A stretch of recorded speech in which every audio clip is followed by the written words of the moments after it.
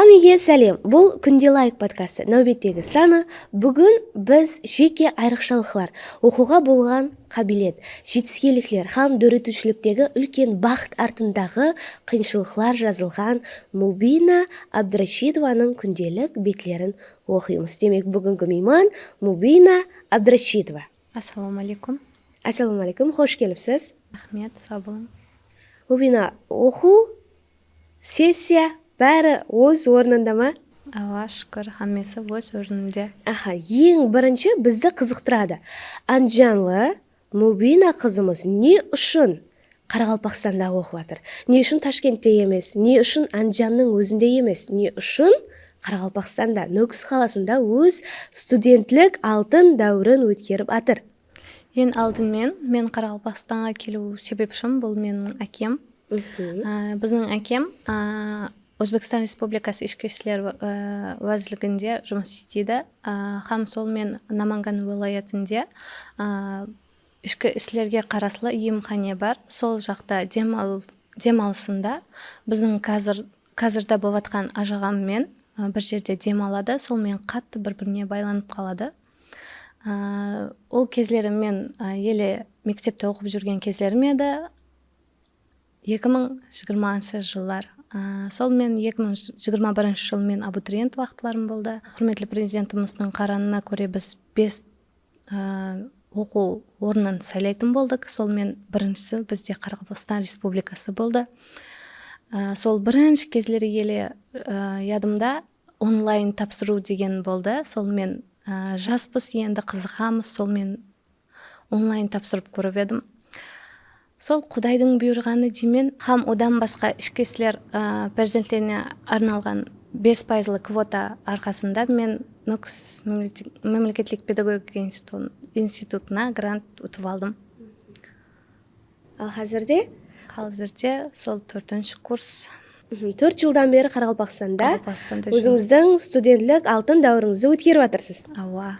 Әлбетте, қандай жақсы. Бірақ біздің халқымызда, сол менталитетімізде қыз балаға айрықша ітібармен қарайды.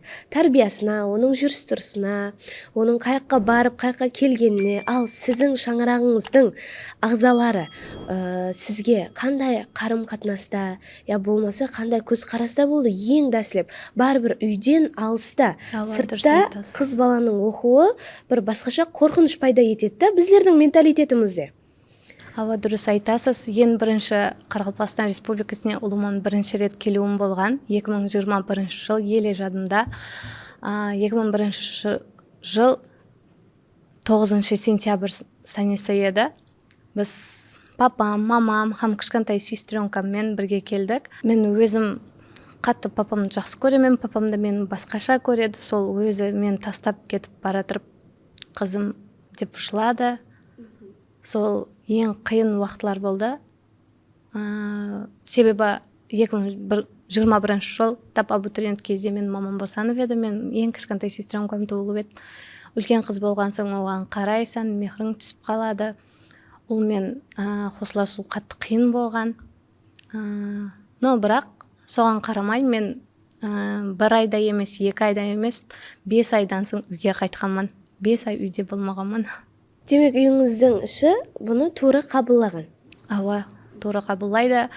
Кейініне қарай әстен бірінші курсларда күнде мамамыз звонок ететін еді. Не қылатсаң, не қылдың, оқуға бардың ба, қайттың ба? Қайыр десең, не іштің, не жедің? Ауа, қатты уайымдайтын еді. Әстен қарай мамандағы ажығам хам кішеммен қатты жақсы, мейірімлі. Олар да қатты қадағалайды, қаяққа бардың, не қылдың, не қойдың. Қазір мамамыздың орнында, папамыздың орнында кішеммен ажағамыз звонок етіп сұрап тұрады. Не қылдың, оқудан шықтың ба, тамақ жедің ба, не қылдың, даярлығыңа бардың ба деп. Қатты қуанамын негізі оларды уайымына. Әлбетте. Қазір сонда сол оқу орайының жатақханасындасыз ба? Яқ, мен сол папамның таныс жорасының үйіндемен. Қарақалпақ шаңырағында. Бұл да мен ойлаймын, бұл үлкен бір аумет. Құдай Тағала жарқыратқан маңлай дейміз ғой. Сол негізі Қарақалпақ тілін үйренуімге біздің кішем себепші. кішем бірінші рет айтқаны еле ядымда, миллетке мейірім тілден басланады деп айтып еді. Қыз бала сыпатында сіз енді шаңырағыңыздан ұзақтасыз, ғаресіз қарар қабыл етуді қаншел дәрежеде туры деп білесіз? Қаншел дәрежеде сіз өзіңізге қарарлар қабыл етесіз? Мәселен, үйіңіздің іші ұзақта, күнде телефоннан байланысып, әрбір ісіңізді, әрбір қатынасы жақ таңлауларыңызды, яки бара жақ жерлеріңізді айтып тұрасыз ба? Қызларға қызық менімше. Ең алдыменен, әлбетте әкеме һәм анама айтаман, не жұмыс істе жағымда, үлкен проектлерім болса, әлбетте оларды айтып, ойласып, олар күш қуат тілеп. Бұлай баратын жерлерім болса, қазірде кішемнен сорап, әсен бара беремен. Кішем менің екінші мамам, оларға арқайын сенемін. Көплеген жетістіктерге ерістім деп жатырсыз ғой. Ең дәслеп бұл жетістіктерге ерісуіңізге кім яки не нәрсе себепші болды? Яки сіздің жетістіктеріңіз неден басланды өзі? Әлбетте оқуға кіріп, жоғары оқу орнына кіргеннен кейін. Жоғары оқу орнына кіріп, мұғалімдер қатты мотивация береді. Біздер сол орында айтып өткім келеді. Досмагамбетов Сарыбай аға, Сарыбаев Маман аға, Акимниязова Гүлназ апа қатты мотиватор мұғалімдер. Һәм таза проектлер мен оқыту методикасына ие мұғалімдер болып есептелінеді. Сол мұғалімдер қатты мотивация берді, һәм өзлері жол көрсетті. Мұғалім болған соң артыңда тұрған адам бар екенін сенесен, өзіңе күшің артқандай болып сезінесен, өзің соған сеніп баслайсың, һәм соған інтіліп баслайтын екенсен. Солардың мотивациясы менен, солардың тартуы менен көплеген жетістіктерге ерісіп жатырсыз. Әрбір жетістік арқасында үлкен қиыншылық болады деп айтып отырмыз ғой бағанадан бері. Сол өміріңізде сондай бір уақиялар болды ма, кеуіліңізді ауыртатындай, яки бір басқаша қуанышқа бөлейтіндей? Қайсы бірін айта аласыз күнделігіңіз бетлерінен оқып? Сол қатты қиын период бұл менде сол сестренкам һәм ата-анамның мен Нокске тастап кетуі болды. Онда кішем маған мамамның, папамның орнын білдіргенде жоқ. Сонда бір ай шамасында мен қатты стрессте жүрдім. Бірақ та қатты қуанышлы жағдайлар менде Ноксте көп болды. Сол кешегінде президентімізбен ұшырасу һәм президентімізден тарапынан қызым деп аталу маған қатты қуанышлы болды. Өзгеше хиссиятлар менде пайда болды. Сол кездегі жұртбашымызбен ұшырасып, сол уақытта айтқан сөздеріңізді қазірде осы жерде сол толқылармен айтып бере аласыз ба? Әлбетте.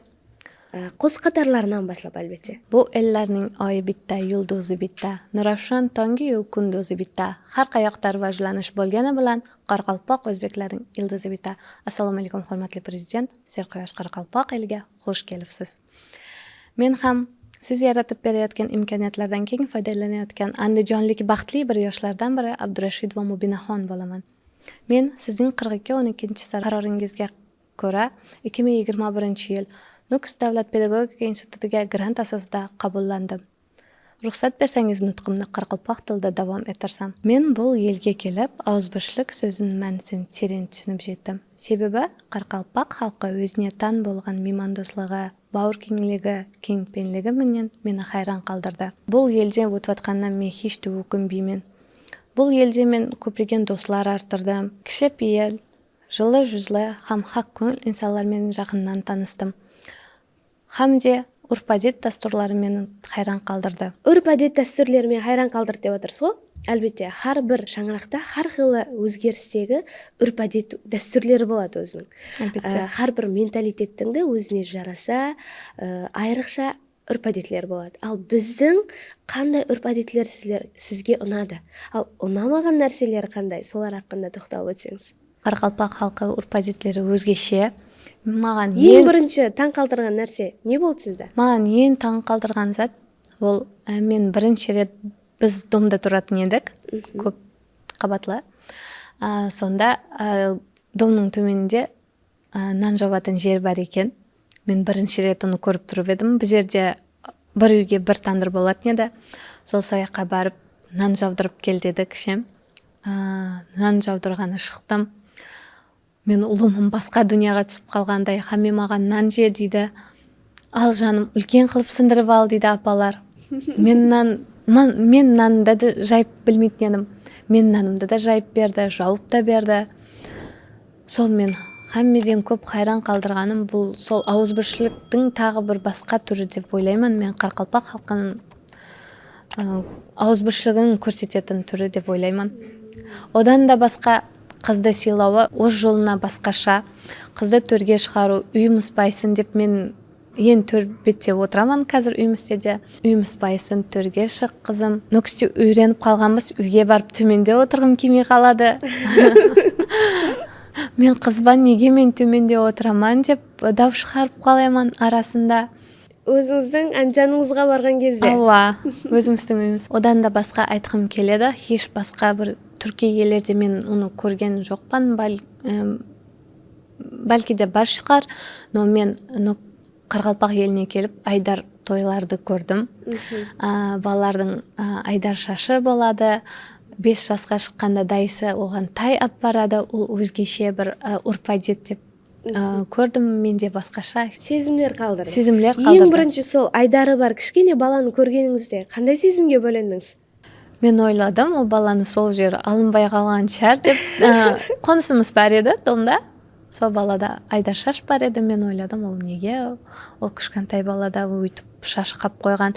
Мен бірінші рет көргенде ойладым, ол баланы шашы шықпай қалған деп ойладым. Тек сол жеріне шыққан деп па? Кейіннен ала білсем, ол айдар екен. Одан да тағы басқа базарда көрдім. Шашын сұп-сұлу қылып, ұзын қылып өріп қойыпты. Кейіннен ала түсіндім, что бұл айдар шаш. Айдар тойға арналған, айдар той күні кесілетұғын сондай бір ажайып дәстүр. Әлбетте. Және одан тысқары нелер сізді хайран қалдырды, яки нелер ұнамады? Ұнамады деген зат жоқ. Хамме зат маған басқаша, жағымлы, жағады. Өзіме қатты ұнайды Қарақалпақ халқы. Үрп-әдет дәстүрлері маған тағы қызық болған зат. Бұл қыз алып қашу. Бірінші рет келгенімде кішем маған басқа адамның қызы ғой, олам қорқады, олам дұрыс. Балаға сөйлеме, балаға күлме, ол сен алып қашып кетіп қалады деп қатты қорқыныш болған. Содан мен қатты қызық көретін едім қыз алып қашқанда.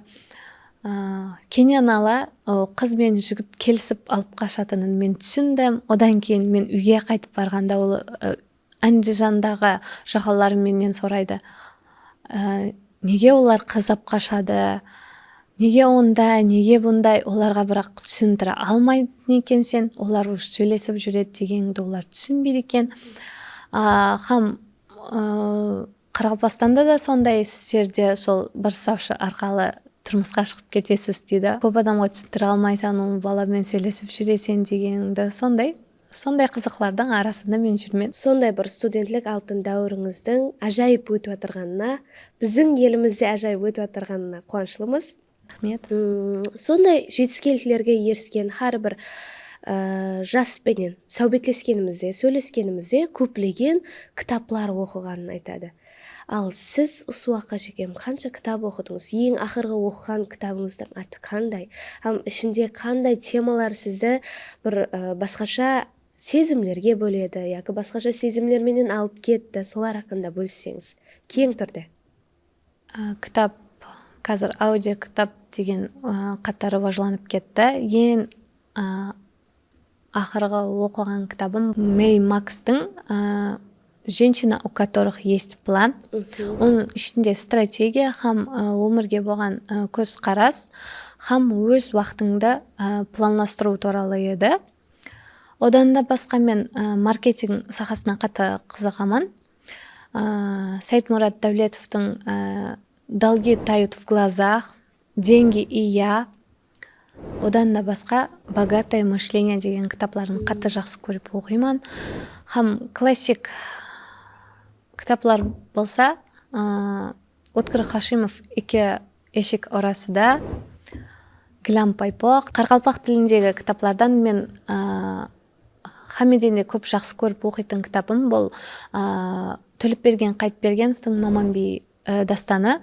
Одан да басқа Маманби афсанасы, һәм одан да басқа кішкентай шығармалар. Көбінесе сол жетіскелікке еріскен, жәмиетпенен араласып жүрген жастар кітап хақында сондай етіп толық һәм кең түрде айта алады да, бірақ қазіргі уақытта көп интернетпенен байланысты болған, интернет хау жалып отырған заманда көбінесе кітап ақтарып, кітап ізлеп оқып отырған жастарды табу аз. Сіз, мәселен, қазір жәмиетте жүрсіз, 4-ші басқышта оқып отырсыз.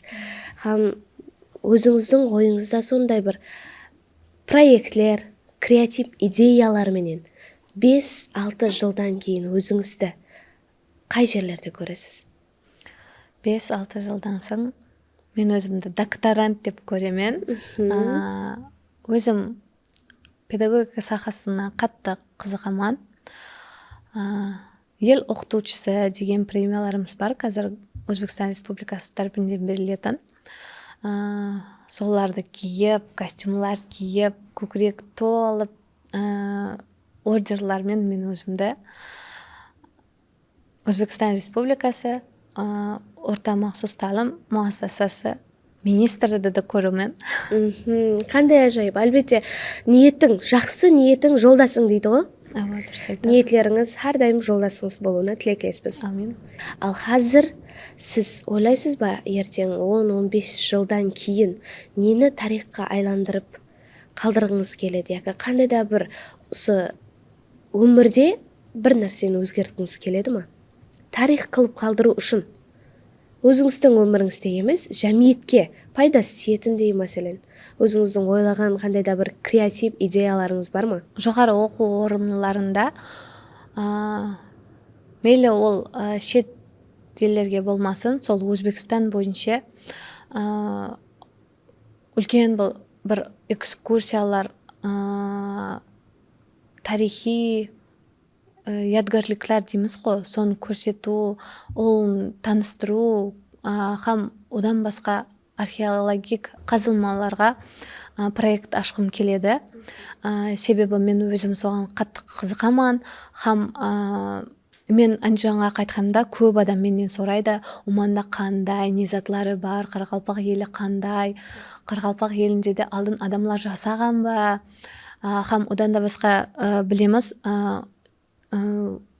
Қарақалпақ халқы көшменші халық болып есептелінеді. Олардан қалған қалалар, сол һәм де көптен көп мен қызығатын тарау бол, тарих тарауы болған соң, мен сондай бір проект ашқым келеді. Ол маңға жасы не ограниченный, кім қалесе қосылады, һәм экскурсия. Менде өмірім туралы жазатын блокнотым бар, соған һәм идеяларымды жазаман.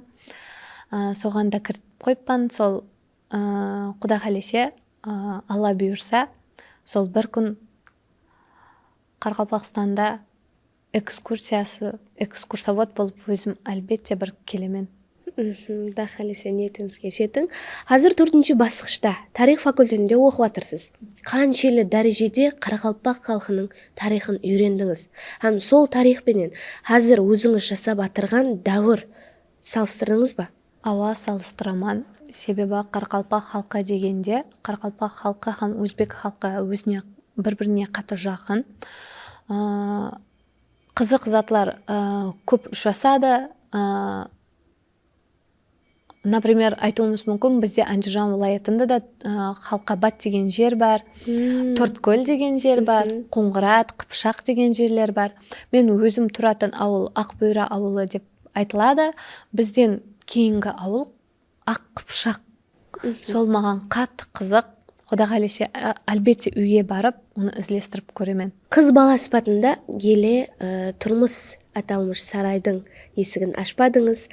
Қыз бала сипатында қызларға нені таңлауда адаспау керек? Қазіргі уақытта сіздің дәуіріңізде не айта аласыз қызларға? Ең алдыменен қызларға мен сол өмір бақи кететін кәсіптің дұрыс сайлауды айтып қалатын едім. Себебі мен өзімді сол 2 жыл абитуриент уақытымда қатты қиналдым. Бірісі химия, бірісі биология, бірісі математика болды. Түбінде ең кейінде тарихты мен дұрыс қылдым деп ойлаймын. Себебі соншалы президентпен көрістік, жақсы жетістікке жетіп батырмыз. Хам Қарақалпақ халқына келдік. Малая родина өзімізге арттырдық.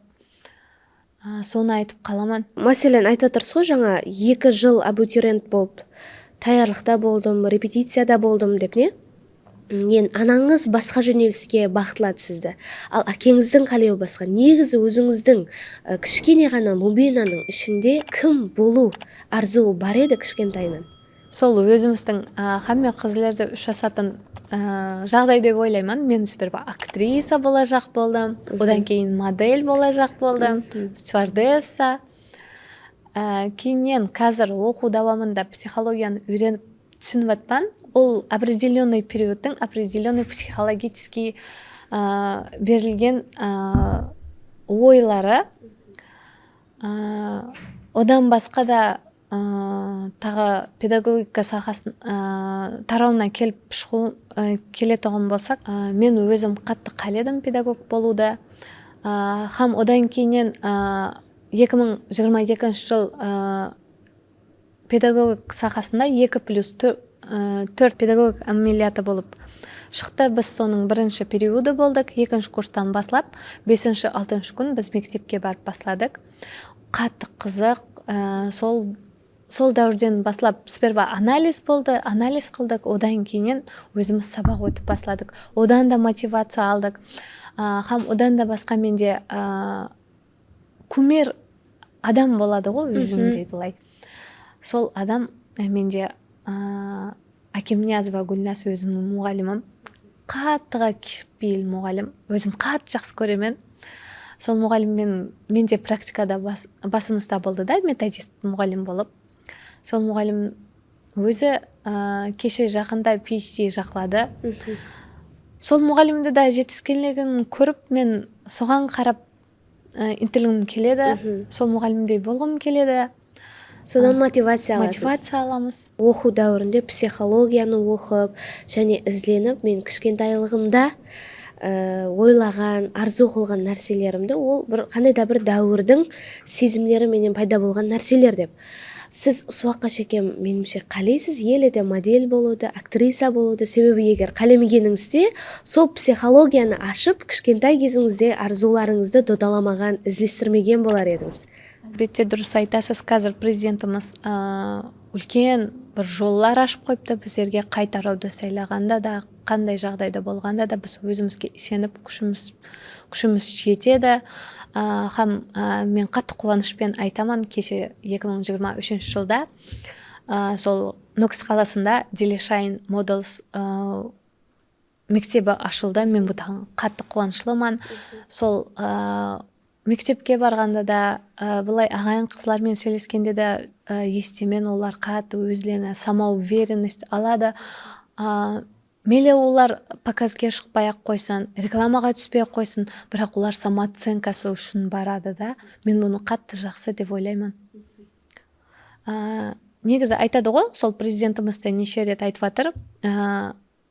Бір адамды оқыт, ол жігіт болсын, елді оқытаман десең, қызы оқыт дегендей.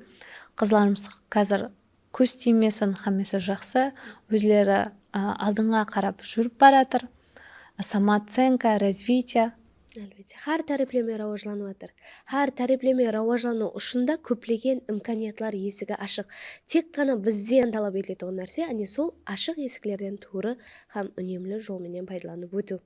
Әлбетте, сіз де енді айтып отырсыз ғой, Delishine Models біздердің мейманымыз болған ең бірінші сол қыз бала мейманымыз қылып шақырғанбыз, һәм өзінің сондай бір неше мыңлық курсын күнделайк подкастымыздың ықыласпенділері үшін 2 қызға бипул сертификат алуды ұсыныс етті. Делишайнға осы орында да айрықша рахметімізді айтып кетеміз. Соның орнында да айтуымызға болады. Кеше жақында, осы 10 күннің ішінде Ташкент қаласында Мисс Узбекистан болып өтті. Сонда Делишайн модасының бір қызы Усенова Шахизада.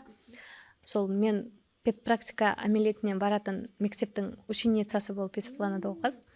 Сол қыз пақырлы 2-ші орынды алды. Мен одан қатты қуаныштымын. Сол орында Шахизаданы құттықтап қаламын. Мубина, жасау орталығыңызға бейімлесуіңіз сол 4-5 ай давам етті, үйреністіңіз. Ал сіздің оқып атырған факультетіңіздегі группаңызға қандай болды сіздің адаптация дәуірі?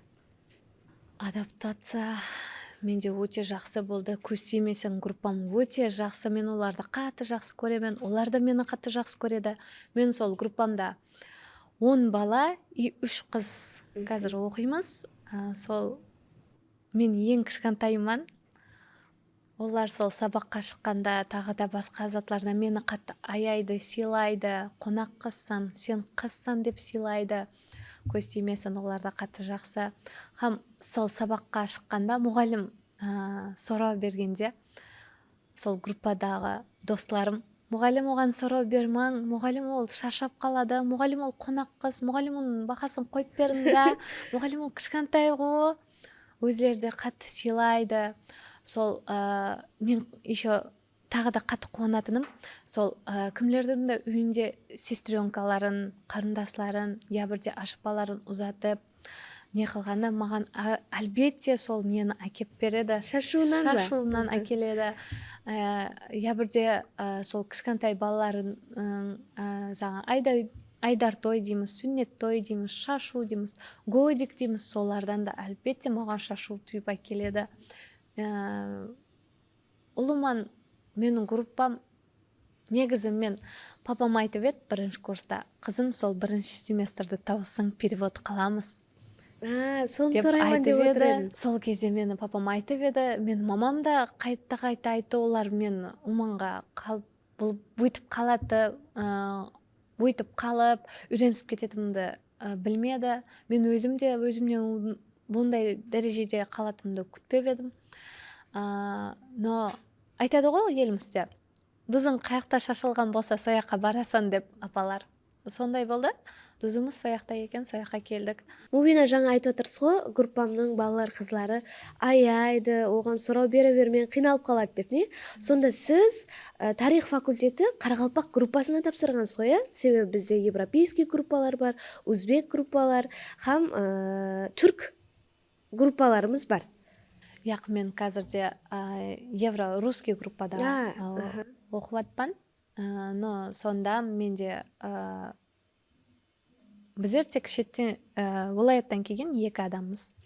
Сонда бір қызығы бар. Өзіңнің кішкентай қызға атына қыз деп қосып айтасан. Менде Диярбек деген самаркандский одногруппникім бар. Ол мені Мубина қыз деп шақырады. Оған біздің басқа группадасларым қызық көреді. Сонда не?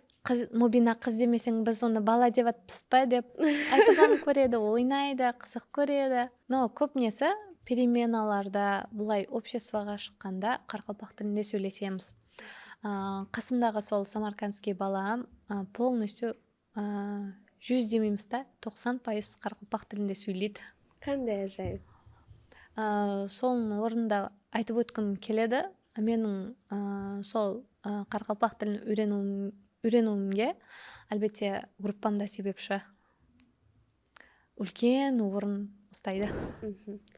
Группаңызбен сондай бір ауызбіршілі түрде жақсы студентлік алтын дәуіріңізді қатынасып өткеріп отырған екенсіз. Қандай қуанышлы. Осы уақытқа шекем, енді 4 жыл давамында Қарақалпақстандасыз. Сіз қай жерлеріне бардыңыз? Мәселен, музейлеріне ма, яки қай жерлер сізді көп тартты? Барып басқа елден басқа елге барғаннан кейін қызығасың, барып көруге. Әлбетте дұрыс айтасыз. Мен сол қызық уақиялар менде дым көп болды. Бірінші рет сол Кегеле ауылға 40 жылдық совхозға баратырып едік, үйдегі ажығамның атасының үйіне. 2 жолдың атрапында жоңғалар өсіп тұрған екен. Мен басқа жақтан келген адам, менің көзіме олар басқаша болып көрінді. Еле сол жолларға түссем, жоңғалар маған көзіме басқаша фотогеничный болып көрінеді.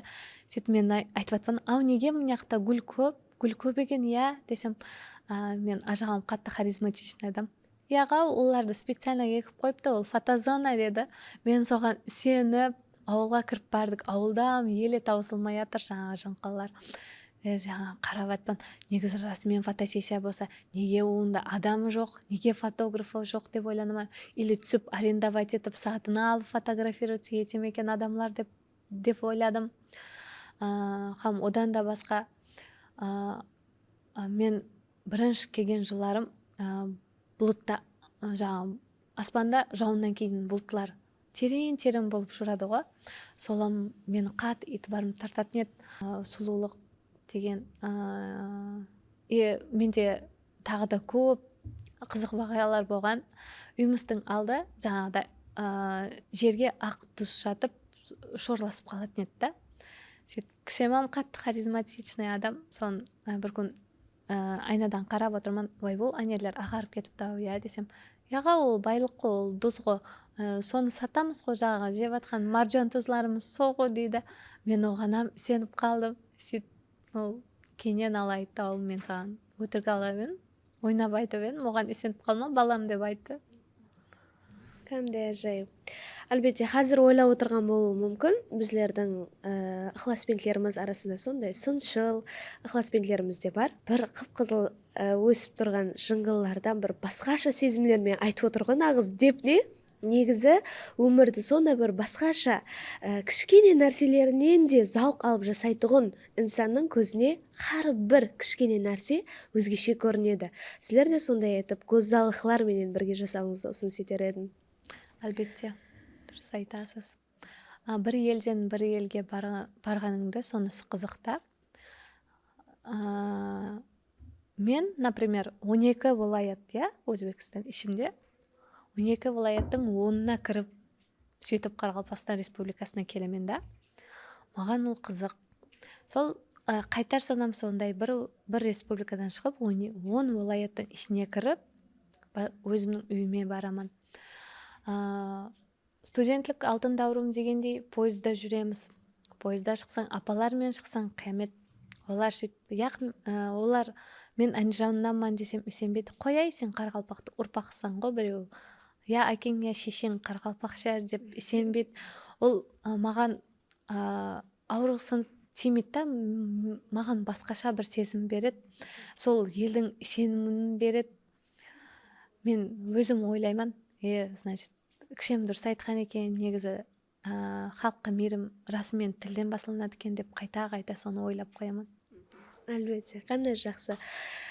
Мойына уақытыңызды ажыратып келгеніңіз үшін рахмет. Және де айтқыңыз келген, айтылмай қалған, мен сорамай қалған нәрселер болса, мархамат айтсаңыз болады.